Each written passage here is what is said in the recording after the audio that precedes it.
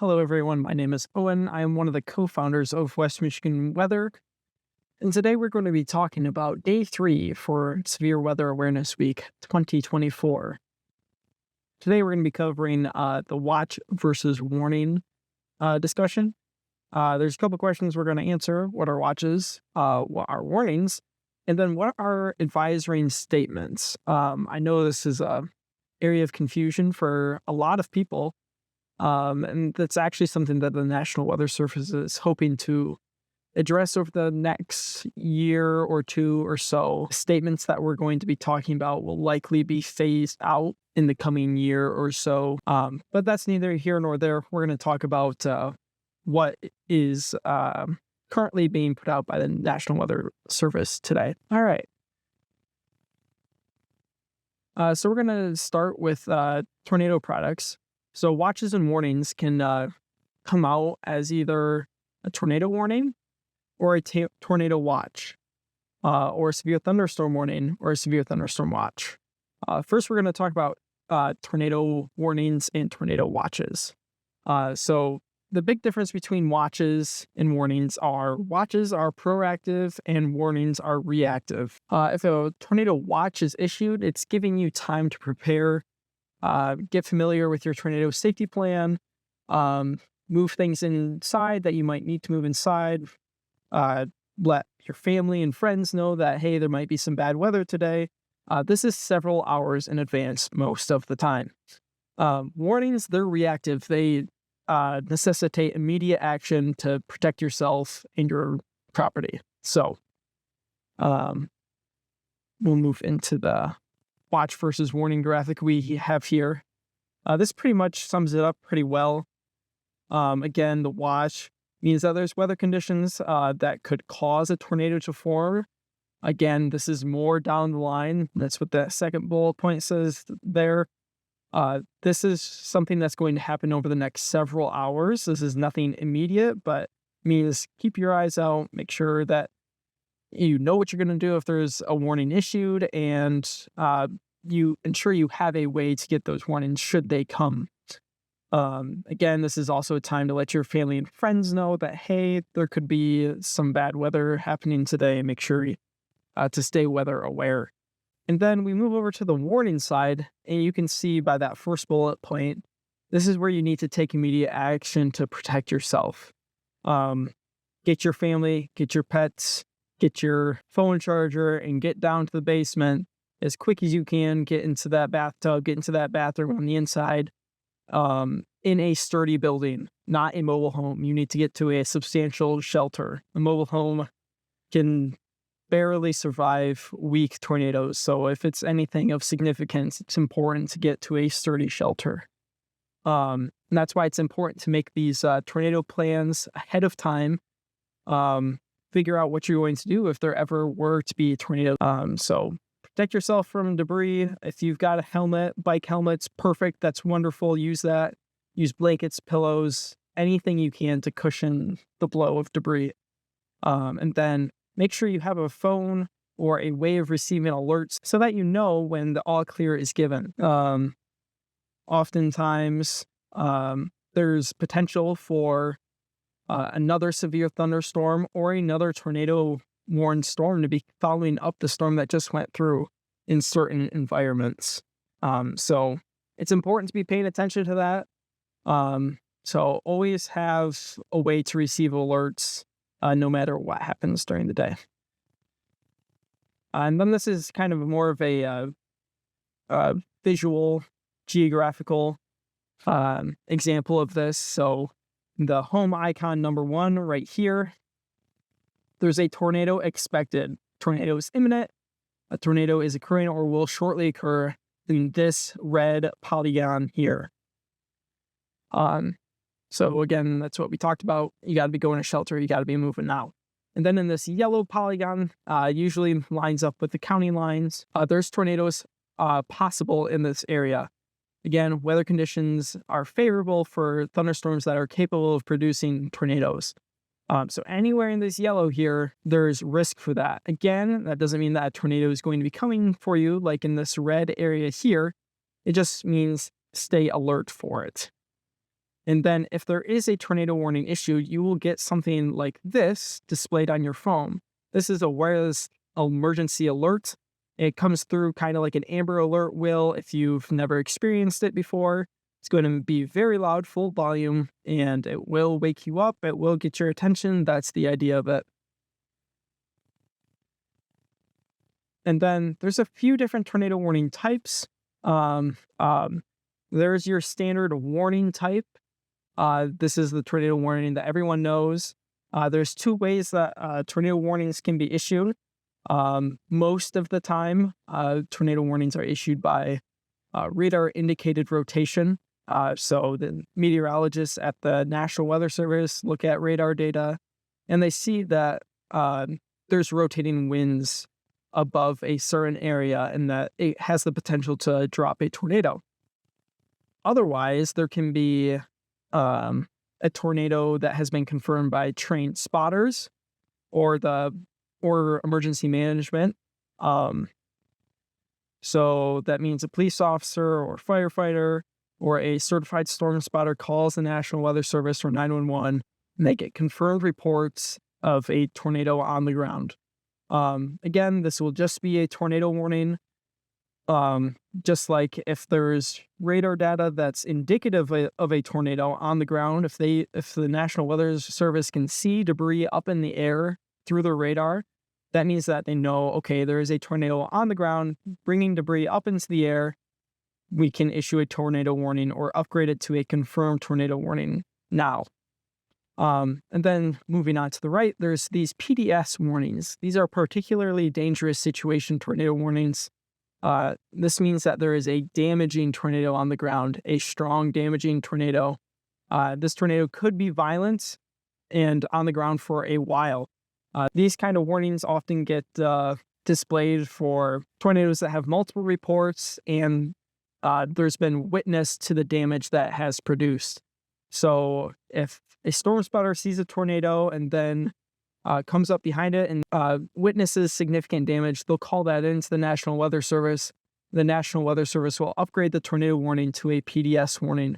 Again, this is an upgraded level. There's a lot of people that, although they shouldn't, they don't take every tornado warning they get seriously because, it never happens. But this PDS warning is kind of a step up from that. This means there is for sure a tornado causing damage. Again, for all of these, you need to get to a storm shelter or move to a basement, wherever you can. And then lastly, there is the infamous tornado emergency. Thankfully, we've never had one of these, to my knowledge, in the state of Michigan. I think back in the 50s and 60s, there was definitely some times that we would have done this had they been a thing. But this means that there is a large, extremely dangerous tornado on the ground. This means that this tornado can cause complete and utter destruction. It can cause catastrophic damage. Some examples that come to mind are the Moore, Oklahoma EF5, or the closest to an EF5 that we've had since then would be the Mayfield, Kentucky tornado back in 2021. We have an example of that graphic later in this slideshow. And then I'm just going to briefly talk about where to go during severe weather. We're going to have a whole video dedicated to this, or a whole blog post perhaps, maybe not an entire video, but knowing where to go is important. If you're just at your home, you can kind of see it's basically just put as many walls between you and the outside as possible. Again, the lower we can get, the better, because it's harder for the tornado to get through this ground here than it would be this air here. So go down to your basement, or if you don't have a basement, go into the most interior room, typically a bathroom that has no windows or sliding doors or anything like that. Just as long as it has as many walls between you and the outside as possible, that's where you want to be. All right, now we're going to move on to severe thunderstorm products. Again, there's the two types, watches and warnings, and they are made different in the same ways. Watches are proactive, they give you time to prepare, and warnings are reactive. This means that a storm is imminent, on the way, and causing severe criteria damage. So again, same thing as before. Watches, they are issued ahead of time. And you need to be aware that there's some bad weather in the cards for today, potentially even tornadoes. All severe thunderstorms can produce tornadoes, as seen in this bullet point here. Again, this is issued several hours in advance, gives you time to prepare, lets everyone know that there's going to be severe weather today. A warning means that there's dangerous wind gusts or hail, and you need to take action to protect yourself from lightning, wind, or hail. So this could be as simple as just closing the windows and headed inside for a little bit, or if it's dangerous enough, you could be taking the same measures as you would for a tornado warning. We'll talk about that a little bit more later. So again, got that same graphic here. This pink area, you're under a watch. This means that there's severe storms possible. There's probably a cluster or a line of storms off this way moving towards you, and you need to be watching out. And then a severe thunderstorm warning means, hey, there's a storm. We can see it. It's probably got some pretty strong winds in it, or we've got some strong winds reported, or there's large hail falling with this, which can cause damage to roofs, siding, plants, cars, people if they're outside, pets if they're outside. So when one of these warnings come through, it's not to be taken lightly. You need to take action to protect your property and yourself. If we get a potent enough severe thunderstorm warning, you could also see this wireless emergency alert. Just like for the tornado warning, we'll talk about that more in a little bit.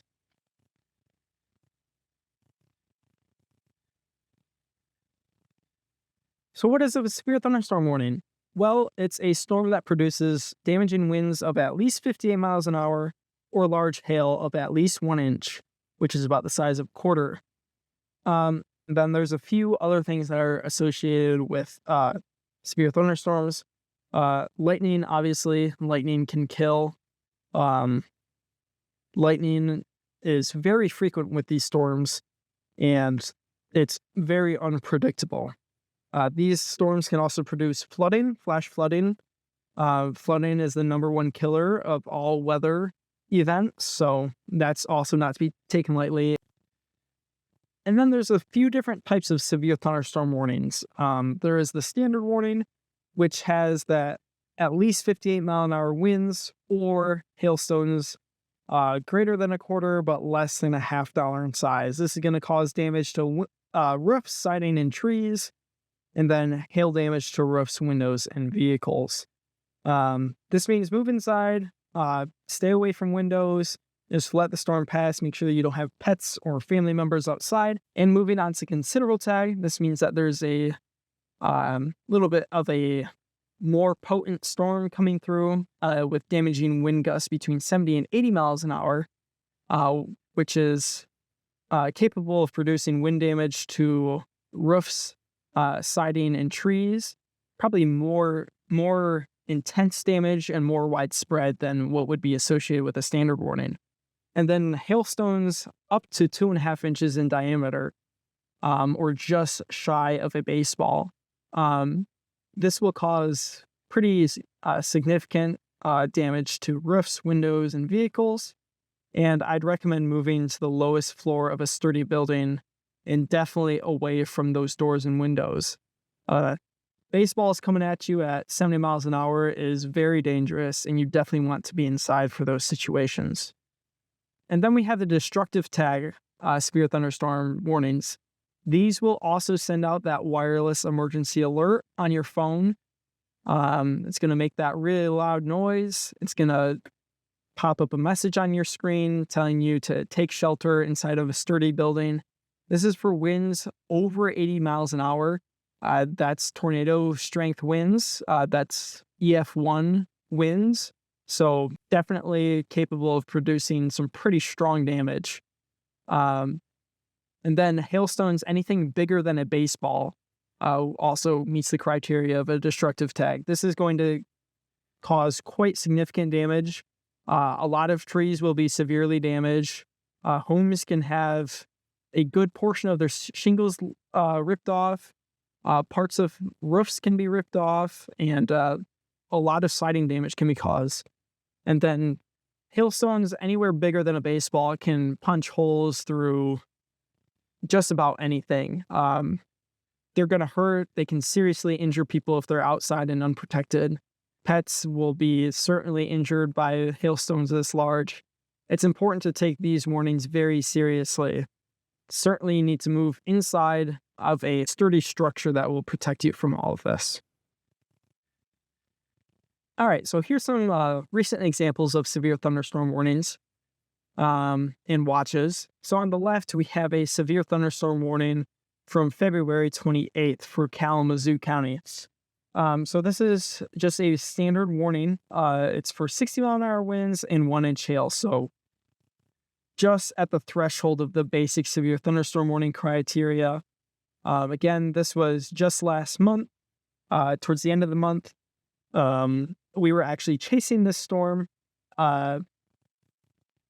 This storm had a history of having tornado warnings associated with it. So if you actually look below the hail threat right here, you can see that it has these asterisks with text reading, "A tornado is also possible."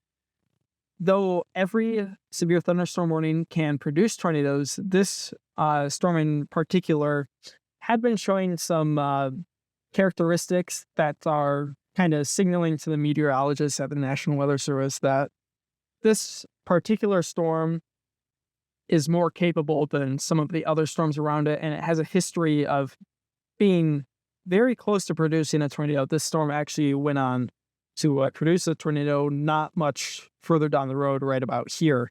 So, and then this is a severe thunderstorm watch from that same day.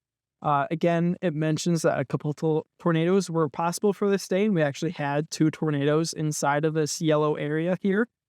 We also had a threat of scattered hail up to 2-inch size possible. I didn't see much in the way of that, except for right where this tornado warning was issued. The hail was definitely bigger than a quarter size sometime in here. So we definitely got close to this 2-inch mark. I'm not sure if we officially got there or not, but and then we also had the wind scattered gusts up to 75 miles per hour possible. To be honest, I did not see any of those reports come in. So, but again, this is just the worst case scenario for this event.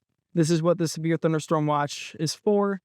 And this came out way earlier in the day from when this storm was happening. This storm was happening at 12 a.m. And I believe this Severe Thunderstorm Watch came out right around 7 or 8 o'clock. So this gave several hours of lead time for the folks in this area. It gave them time to prepare and let them know that, hey, there's bad weather coming.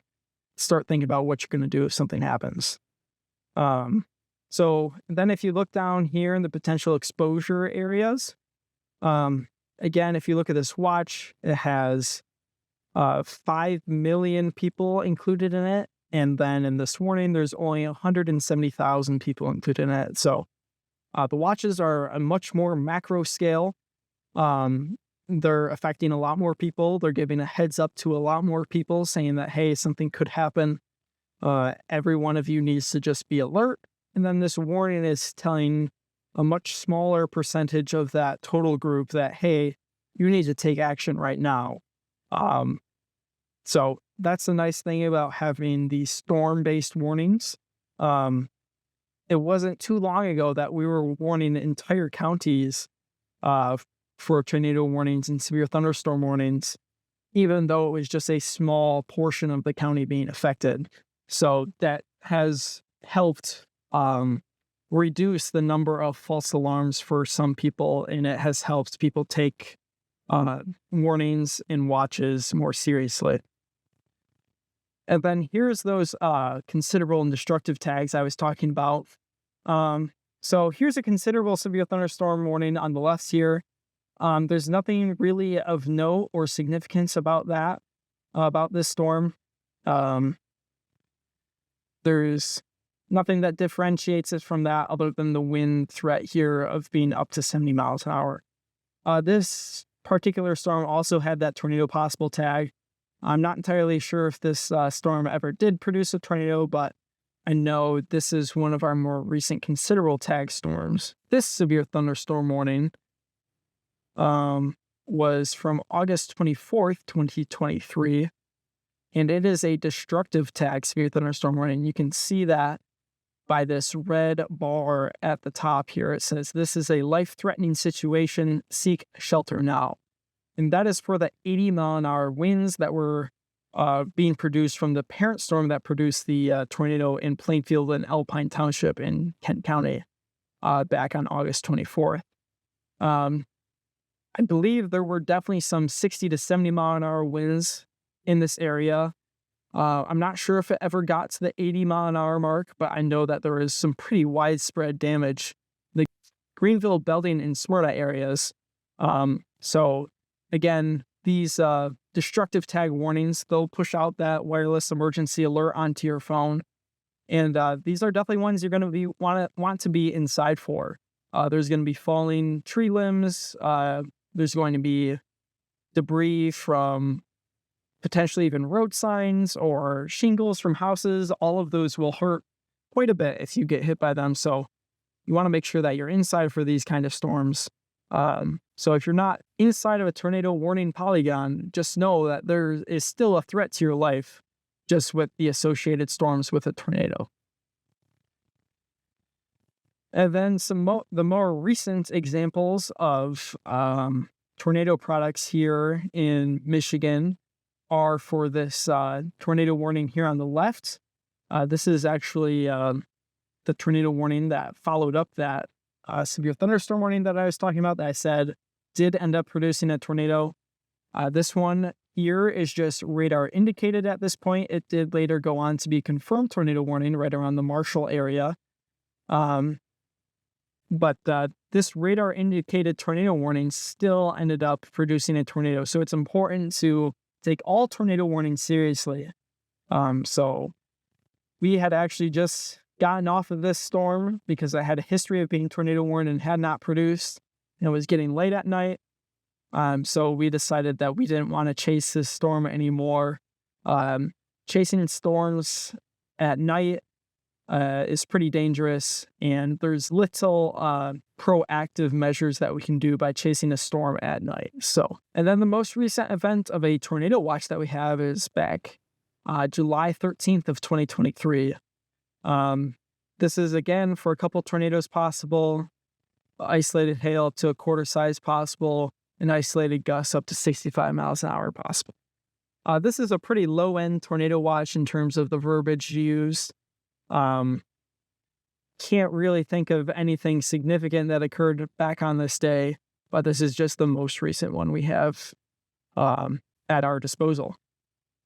And then we're going to move to some out-of-state examples for the PDS tornado warnings and tornado emergencies. Thankfully, I can't think of any recent examples in Michigan of either of these. But if you look at both of these, they both have this red bar, as did that destructive severe thunderstorm warning, saying this is a life-threatening situation, seek shelter now. This one on the left is from Kansas and moving into the outskirts of Kansas City. This was for a tornado that had been confirmed by spotters, and they could see the damage it was producing. So although it wasn't producing catastrophic damage, it was certainly a well-defined tornado. So they gave it this particularly dangerous situation tag. This is kind of just a step up, like we talked about with the considerable and destructive tags. This is just a reminder, hey, this one's legit.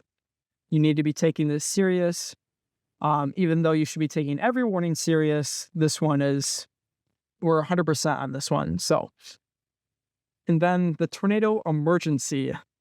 This one is for the Mayfield, Kentucky EF4. Again, one of the closest events we've been to having an EF5 rating since the Moore, Oklahoma 2013 tornado. This is back in a rare December event in 2021, and this was a EF4 tornado with 195-mile-per-hour winds. Um, the radar signature and the spotter reports for this tornado were just horrifying to look at as it was happening, and that's what constituted the tornado emergency. These tornado emergencies are very rare. I'm thankful that I've never personally experienced one here in Michigan, and I hope we never do. And we're just going to briefly mention special weather statements and advisories.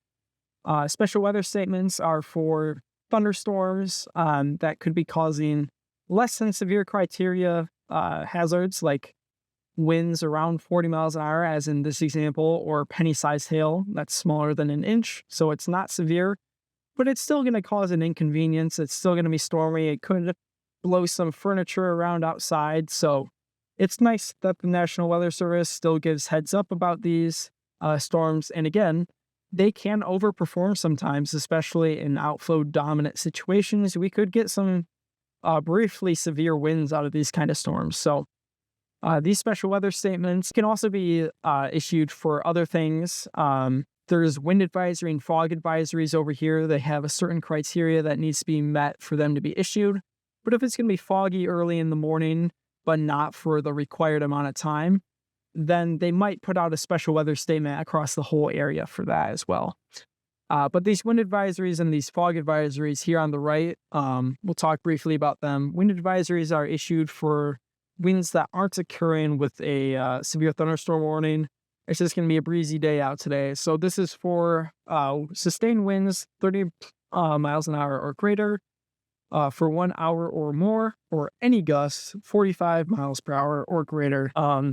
So this has potential for power outages, tree damage, and just inconveniences, getting blown around on the road while you're driving. But nothing that's going to cause severe damage. And then fog advisories, these are for when the fog causes widespread visibility less than a quarter mile for 3 hours or more. So this is when you want to make sure you got your fog lights on, your low beams on, and you just give yourself extra time to be driving in the morning.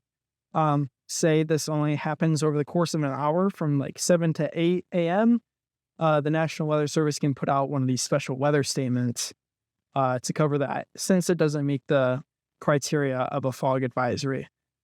Like I said at the beginning of this video, the National Weather Service is going to try and phase this terminology out. And if there's going to be a foggy morning coming up, they're just going to put out an alert that says it's going to be foggy this morning, or fog this morning, or something like that, rather than confusing everyone with statements and advisories and not being able to put out a product because it doesn't meet certain criteria. So they're going to try and save that specific criteria for the warnings and watches. So I think that covers most of our discussion for today. Stay tuned for blog posts and future YouTube videos for the rest of this week. You can check out those blog posts at www.westmichiganweather.net /information and safety. I appreciate all of you for watching today, and I look to see you guys again.